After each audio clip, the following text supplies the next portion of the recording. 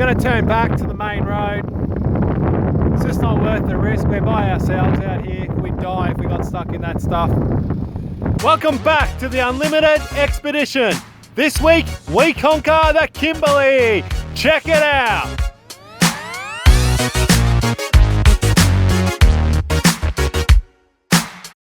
Our first stop is Purnululu.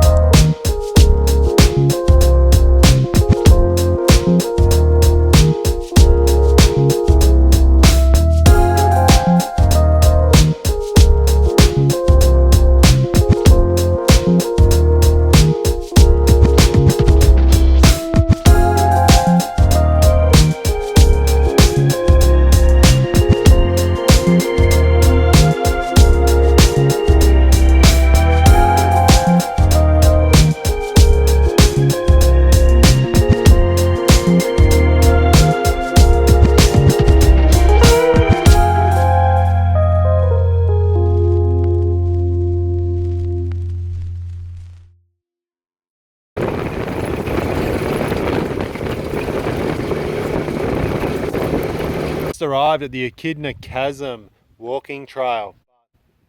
Even from the car park, this is just absolutely spectacular. Very, very impressive landscape.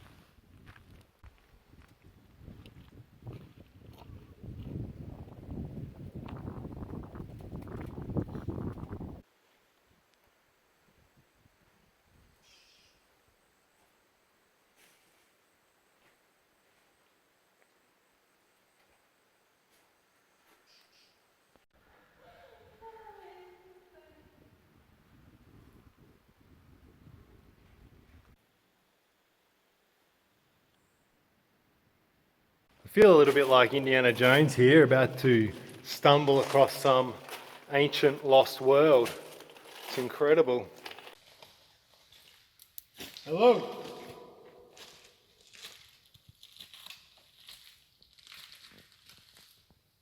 I really love exploring these types of cave complexes.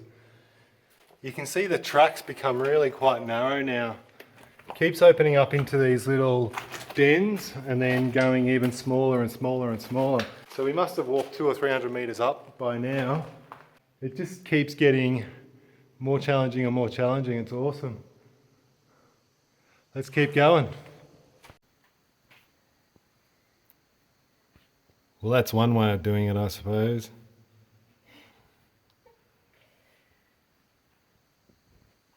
Oh, what a walk. That was awesome. I'm at the absolute end. I can't go any further. I'm going to have to turn around and go back, but geez, that's a cool little cave.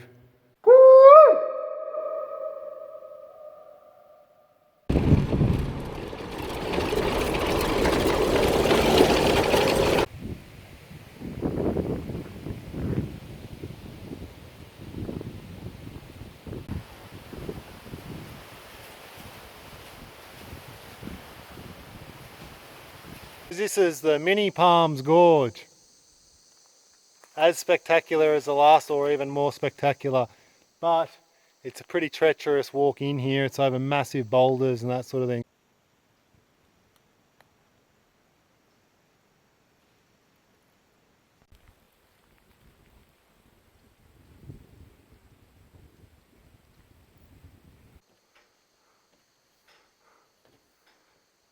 I've been debating its purpose, but the last set of staircases here has got this rubber all over it.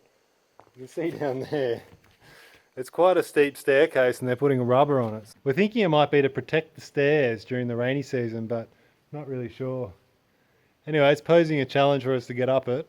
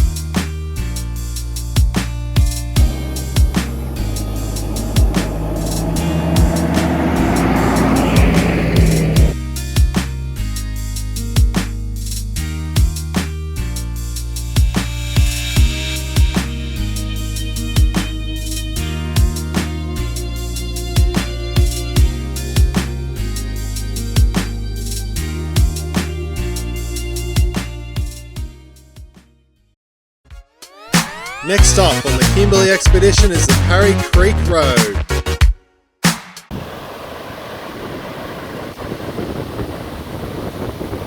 Bit of a bummer, guys. We got to the Ivanhoe River crossing here in the East Kimberley.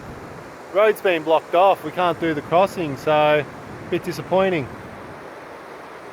Anyway, maybe it's just as well, eh?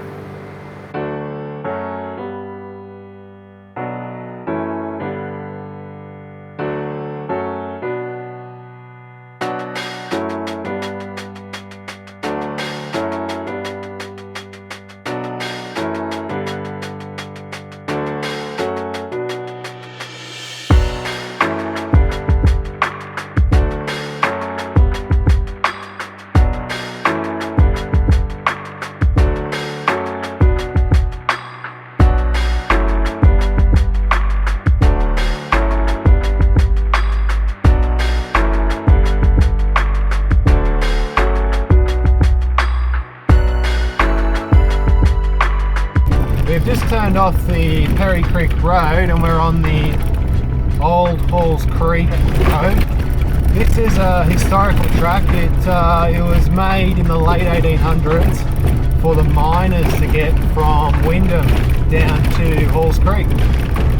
Basically, the miners would get off the boat up there at Wyndham and walk with their wheelbarrows the 350 odd kilometres down to Halls Creek and try their luck. Very, very harsh going sort of environment for them. So quite an impressive feat, really. I've been told that these rocks that have been laid into the sides of the road are there to stop the road washing away in the wet season. But the amount of work that must have gone into that's just phenomenal. And it's bloody hot out here. It must be 42 degrees. I'm getting back in the air-conditioned car.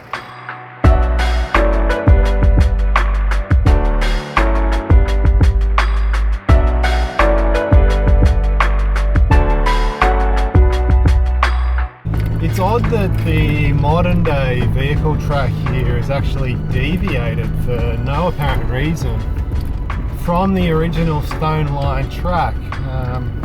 Maybe there were trees down or something at some point to cause that. I don't know.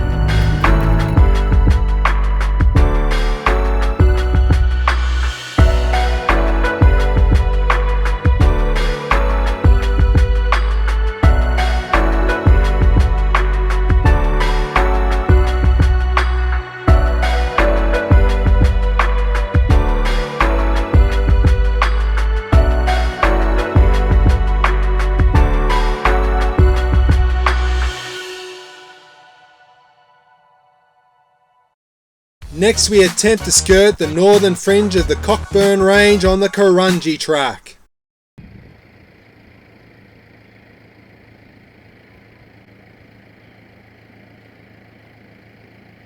This is the Wyndham prison tree. This tree was mixed up with a tree over in Derby. The tree in Derby is referred to as a prison tree, but it was never in fact used as a prison. There was a newspaper article in the late 1960s that got it confused with this particular tree. The evidence does suggest that this tree was used as a lockup in the late 1890s. Phenomenal, huh?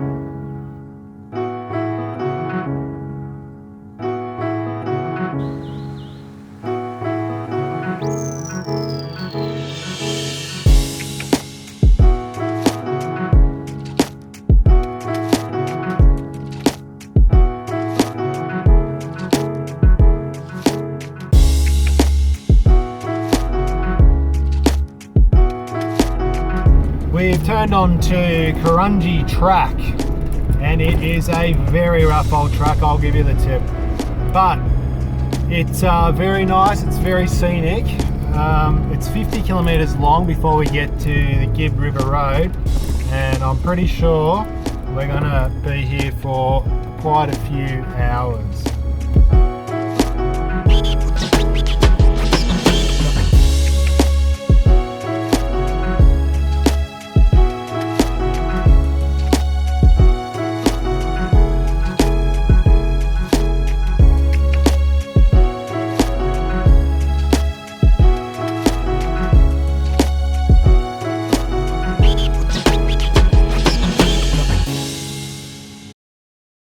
about 2/3 away along this track, but it's just really been hit by the recent rain, so it's basically become impassable. We're going to turn back. It's about 100 k's back to the main road. It's just not worth the risk. We're by ourselves out here. We'd die if we got stuck in that stuff.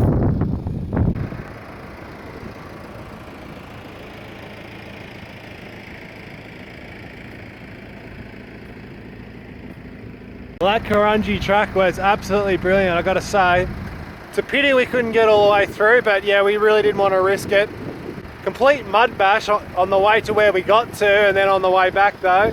Car's absolutely covered in mud. The lower parts are alright because I went through a couple of river crossings, but the body and the trailer are just covered in mud. Next stop on the expedition is the Gibb River Road. Here we are, guys, at the beginning of the Gibb River Road. Everything is open, so we're in luck there.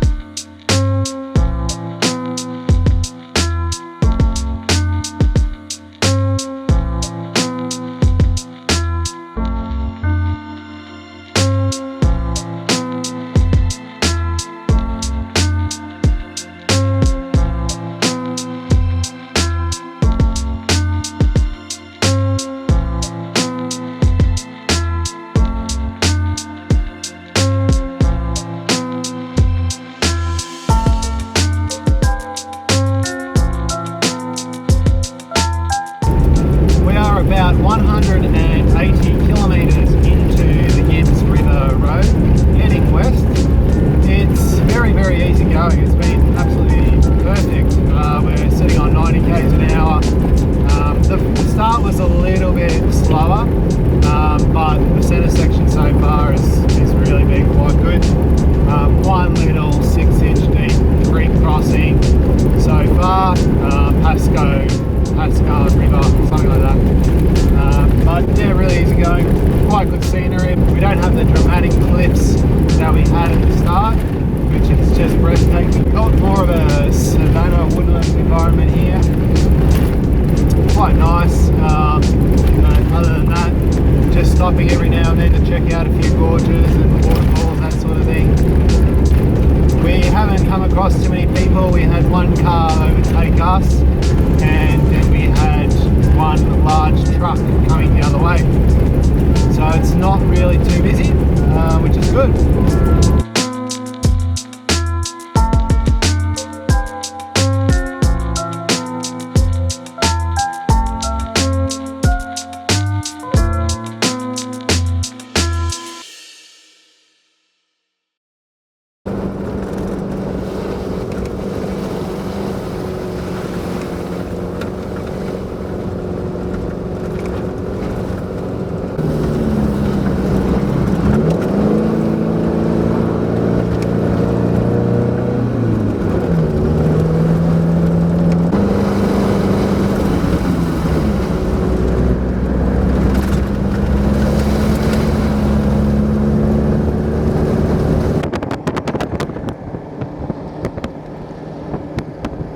Well guys, we've really had some rain, a couple of very big downpours today, and the road has really become sloshy. Back there we were very, very worried. We were skidding all over the place. It looked like we were going to get stuck there. So it's very, very concerned. Shame I don't have the GoPro working. I've got a few issues with it at the moment, so sorry about that. But geez, we nearly got stuck back there. Anyway, we're on a real good road now. It's gravel. It's got a good crown on it, so the water's washed off it.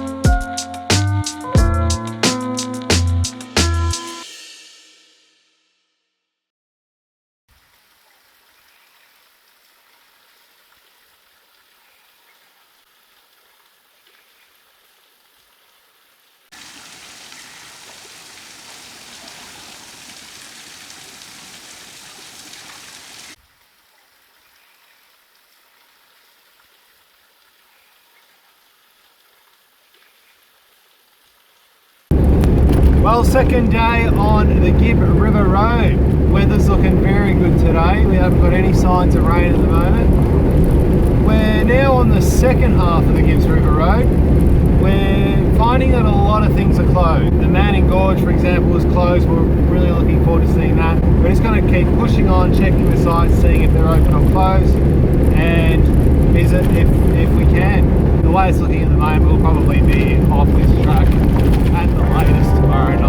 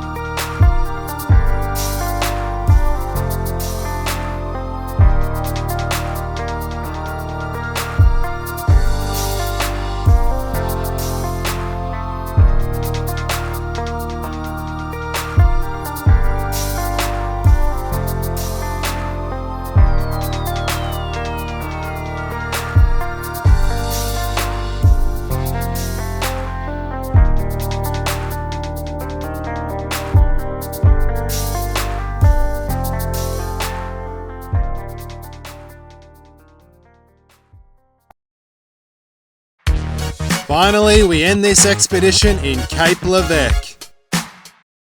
Well, this is the Derby jetty, built in 1964, I believe. You can see it's a 10-metre drop there at the moment. It's a low tide. The tide comes up, apparently it comes up about 10 metres.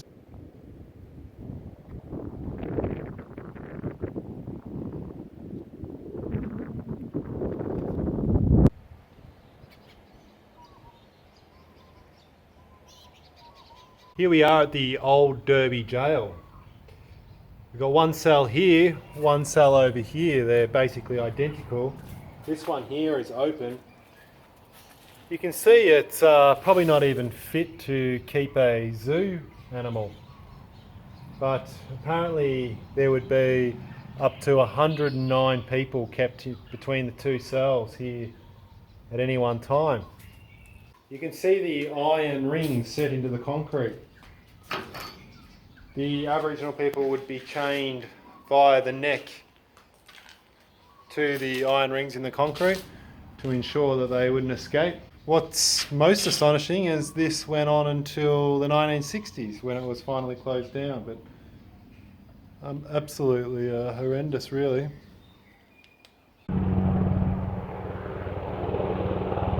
This is the Derby prison tree, as opposed to the Wyndham prison tree where we were 4 days ago.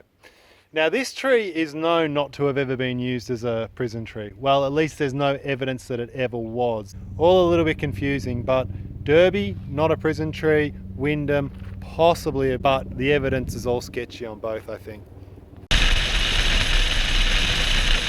We've decided that we're going to go to Cape Leveque for a couple of nights, right up the top here. Apparently there's some really beautiful beaches up there and rock formations, that sort of thing, so we'll go up and check it out before we head down to Broome. We found a little bit of a shortcut, which is one of the reasons why we wanted to go up this route. It basically saves us quite a bit of time from actually going to Broome and then up, which we were originally going to do.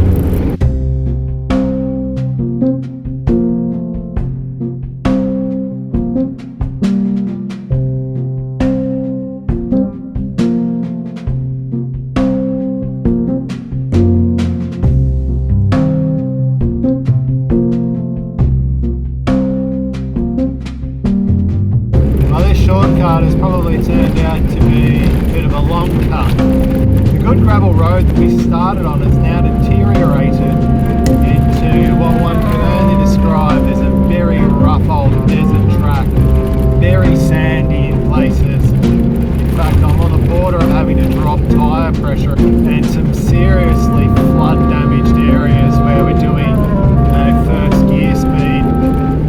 All four-wheel drive, of course. Yeah, it's a bit harder going than I was expecting.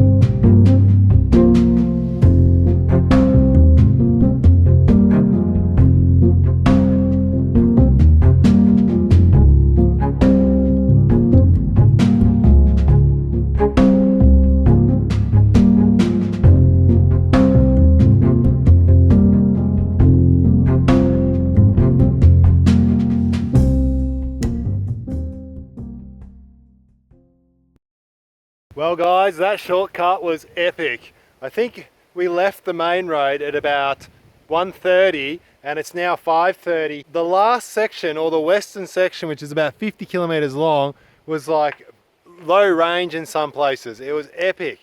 The sand was so boggy. At one stage I had to get out and drop the tires down, and you know, we only just got through. But I think we've made it.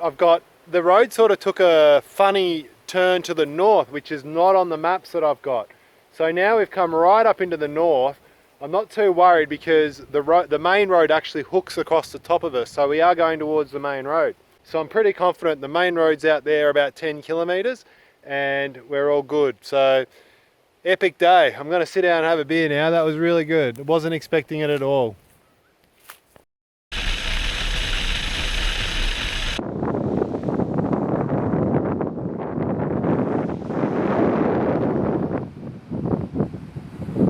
About 4 p.m. in the afternoon. We're heading south.